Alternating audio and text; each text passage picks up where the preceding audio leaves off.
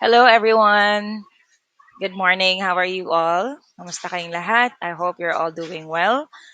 And despite that we are not seeing each other and we don't have face-to-face classes, I hope you can still catch up with a lot of topics that we had to discuss in science. And today, let's continue discussing this um, in a synchronous way because of course, as you all know, and I've already explained El Nino to you, right? And El Nino plus climate change, this is what's happening now. So let's continue with our lesson about physics. So here's what we have already discussed so far. So alam na natin yung mga concepts about speed, velocity, right?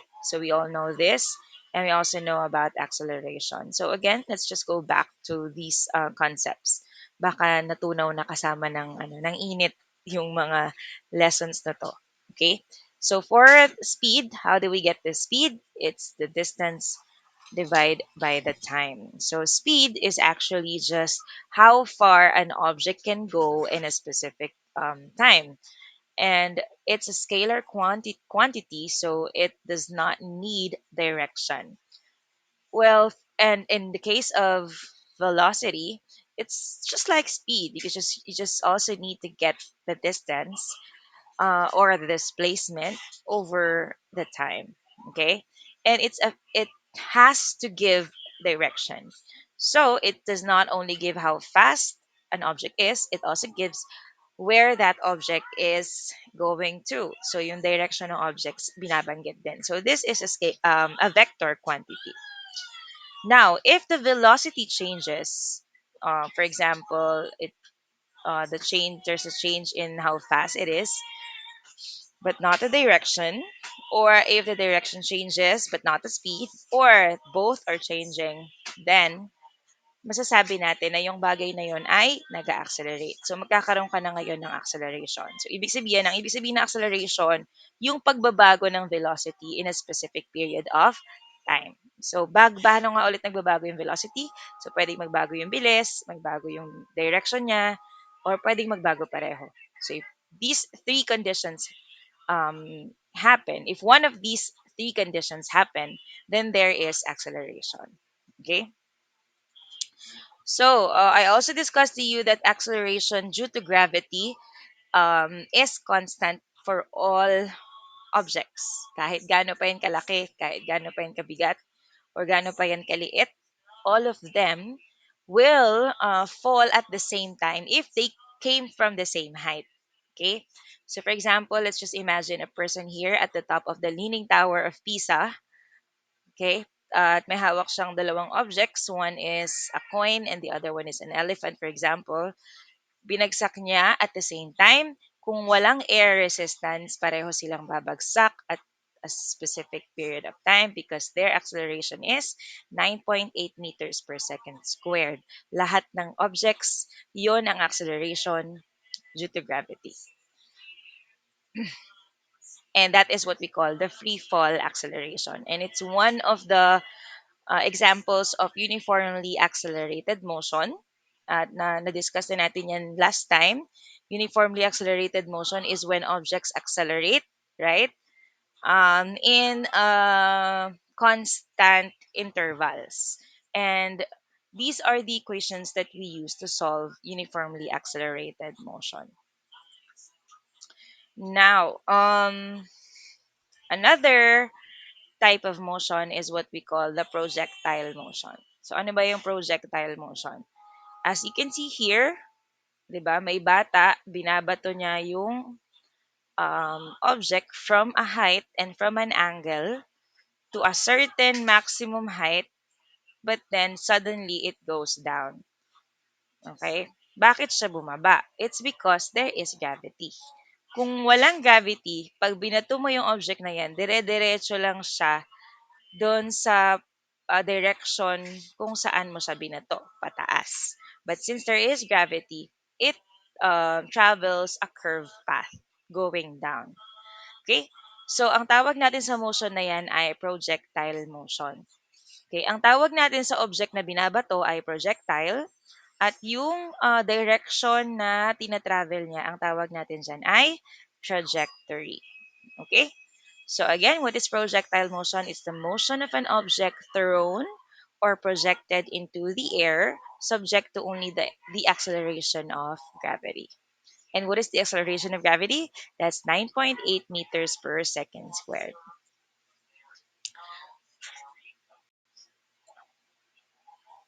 So there are actually two components for projectile motion. We can study projectile motion by also studying the two components that affect the projectile. So first component is the horizontal component. Horizontal pahalang, pahiga. And the other component is the vertical component, yung patayo. Okay? The combination of the two components produce the the projectile motion or the velocity of the ball in a curved path or its trajectory. So, kapag ang object ay binato mo from an angle, hindi siya didire-diretso, hindi rin siya didire-diretso pataas. It's a combination of the two, the vertical plus the horizontal component. So, let's talk about the horizontal component. So, yung horizontal component ng projectile ay para ka lang nagro-roll ng ball sa isang flat surface. Okay? Kung walang friction, kung walang frictional force sa sahig, ano ba yung friction? Yung pag nagkiskis ka ng dalawang bagay, di ba? Nahihirapan kang ikiskis sila sa isa't isa kasi merong gaspang. Meron silang gaspang sa isa't isa. For example, yung hands natin. We have fingerprints. Magaspang yung hands natin. So pag kiniskis natin yan, there is frictional force. Hindi sa atin madali na ikiskis sila sa isa't isa. Pero pag nilagyan mo yan ng oil, di ba, magiging mas madulas. So, ibig sabihin, bumababa yung friction. So, the more na mahirap siyang i-slide sa isang surface, the more na malakas yung frictional force mo. Pag naman madali siyang mag-slide, ibig sabihin, mababa yung frictional force. So, kung walang friction, kung madulas siya, ang isang object actually ay hindi hihinto sa paggalaw. Pag pinarol mo yung bola na yan, hindi yan hihinto sa paggalaw. Kaya lang naman humihinto yung rolling ball kasi merong friction. Pero kung walang friction, forever yan gagalaw unless harangan mo siya. Okay? Yan. So, that's the horizontal component. Okay? So, dire-diretso, straight siya, and it is constant. The vertical component, on the other hand, is like the motion of a free falling object. And what is the acceleration of a free falling object? That is 9.8 meters per second squared. So the combination of the horizontal and the vertical leads to your projectile motion. Okay? So kung magko-compute ka para malaman mo yung velocity ng object na binabato at a certain height, at a certain angle, kailangan mong i-identify yung horizontal component at i-identify mo rin yung vertical component. Kaya pa ba? Kaya yan. Okay. So, paano tayo magsasolve ng problem ng projectile motion? Dalawa yung klase ng scenario na pwedeng mangyari. Una, yung projectile ay nilaunch horizontally. Walang angle, horizontal lang siya. Pangalawa, yung projectile ay nilaunch at an angle. Ano ibig sabihin ni ma'am? Ito yung projectile na nilaunch horizontally. Anong napapansin nyo? Ano yung angle ng pagbato sa kanya? Walang angle. It's zero. Diretso lang yung pagbato sa kanya. Okay?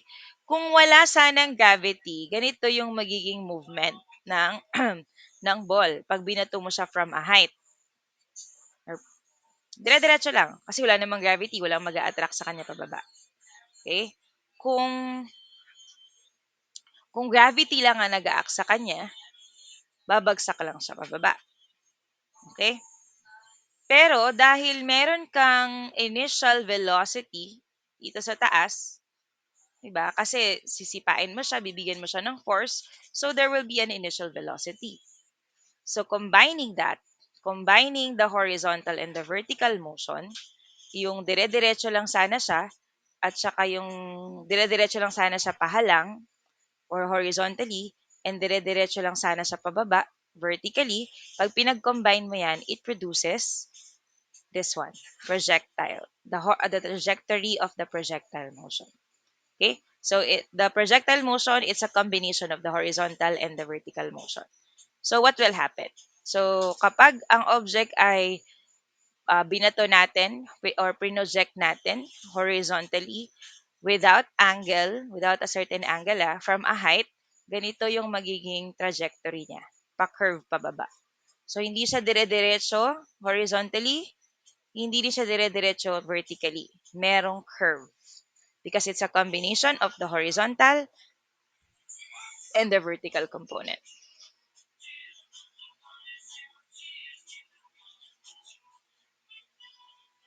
So again, ang tawag natin dito ay trajectory at ang tawag natin sa shape na yan sa math ay parabola. Okay? And please take note that ang projectile na to ay it has a constant horizontal velocity. So kung ano yung velocity niya sa umpisa, yun na rin yung velocity ng horizontal component niya. So it's constant. It will not change. Okay?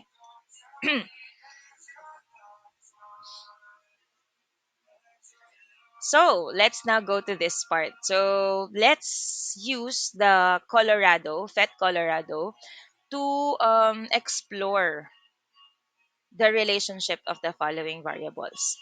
Ano kaya mangyayari pag tinaasan natin yung height? Anong mangyayari pag mas mabigat yung projectile? Anong mangyayari pag mabilis o mataas yung initial velocity? So, I'm going to show you how to use PhET Colorado. Ito siya. So now, I'm going to explain to you how to use the PhET Colorado simulation. So first, of course, you need to go to phet.colorado.edu. So I'm just going to send to you the link in our chat box. Okay? So ganito yung itsura ng phetcolorado.edu. So again, ano nga ulit yung projectile motion? So dalawa yung possible na conditions or scenarios para magkaroon ng projectile motion. So una, from a height, ito yung height, na-adjust siya. Okay? So pwede mo siyang pataasin, pababain. Pwedeng walang height. Ayan. Tapos, what of course, usually there's height. So let's say 5 meters yung taas niya. So pwede mo siyang i-drag pataas pababa. Kaya ako siya nagagalaw. Okay? Ayan. So tapos, for example, let's say the height is 5 meters or 6 meters. Okay. And then another condition is zero yung angle kasi horizontally mo lang siya pinoproject, or there is an angle. Okay? So, yung first condition muna tayo, yung zero yung angle. So, makikita nyo, naka-zero siya. Okay? Zero yung angle. And then, you can adjust if you want to increase the initial speed here, speed or velocity. Yan. Okay? So if you want na medyo mababa muna, like 5 meters per second, that's all right. Or 6 meters per second. Okay? There. And then, dito naman sa kabila, you can change the object that you want to project. So, ibig sabihin dito, nababago naman yung mass ng object. So, let's say, human being. Let's use a human being. So, 70 kilograms. So, we're all set. So, meron na tayong height, 6 meters. Meron na tayong angle, 0 degree. Kasi nga, it will not be projected at an angle. It will just be projected horizontally. Yun yung first condition natin. And then, ang initial speed niya ay 6 meters per second. And there's also mass. Okay? So, let's now project. So, paano magpo-project? Kiklik mo lang tong red. This one. Yeah. Okay? So what happened? So it followed a parabola. Okay, this is the trajectory of our projectile. So hindi siya dumire-diretso pa ganun, pa horizontal kasi nga merong gravity. Hindi rin siya nalaglag na lang basta-basta kasi hindi ka naman nag-free fall. Meron kang initial speed, 6 meters per second. Okay? So, what is the distance of your, ito pwede siyang ma-adjust para malaman mo kung gaano kalayo yung na-travel ng projectile mo. So, yung na-travel niya is 6.7 meters. Okay? So, that's projectile motion. And that's how you use the FET Colorado. Now, let's try to answer these questions here.